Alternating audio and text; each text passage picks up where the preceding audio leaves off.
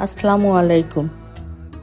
এটা মোটেও জরুরি নয় যে আমার পরিবারের সবাই আমার মতামতকে প্রাধান্য দিবে বা সবাই আমার নিয়ন্ত্রণে চলবে।